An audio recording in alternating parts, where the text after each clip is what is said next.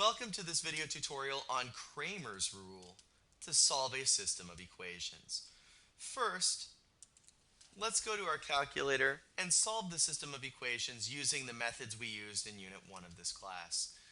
I've put all the coefficients into this matrix that I've called D, and remember to solve a matrix for a system of equations, we're going to go second matrix, do a little bit of math, and we want to scroll down until we see RREF.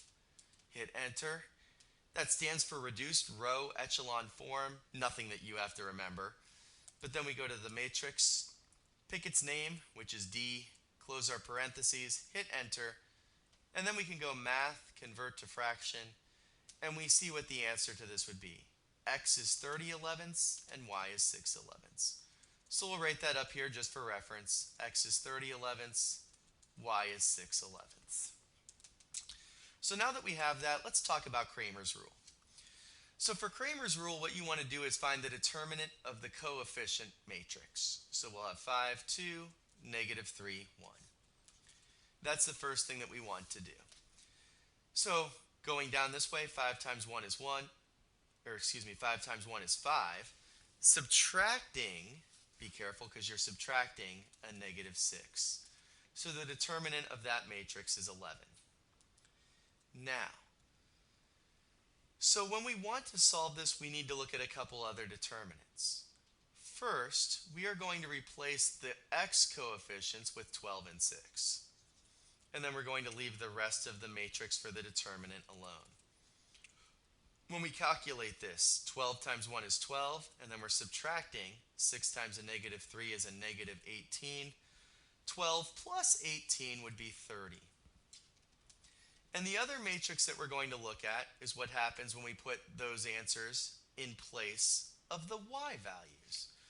So we're going to leave our x's alone, the 5 and the 2.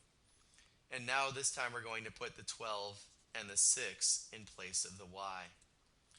Doing this determinant, 5 times 6 is 30, 12 times 2 is 24, and when we take 30 minus 24, we get 6. Now here's the key thing for Cramer's rule. To find the x, you take what we found as the coefficient determinant, and what we do is we put in the numerator the value determinant where the answer replaces the x.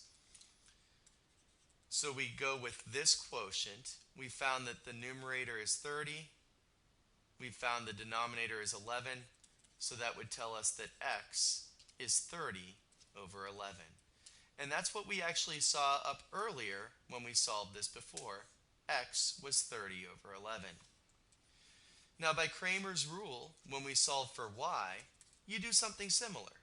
The coefficient determinant goes down in the denominator, and we replace the y column of the coefficient determinant with the actual answers per se. We've already found that the numerator turns out to be 6. The denominator is 11. We've already calculated that. So we would get that y is equal to 6/11ths. And as we come back up here, that's what we had before. So this is yet another approach to solving a system of equations, and it's called Cramer's rule to do so. It's pretty neat. It's rather slick. Some of you might say it's a little bit more work than other ways like by elimination, but it's just kind of neat that you can solve a system of equations in yet another way. And that's how you would do Cramer's rule.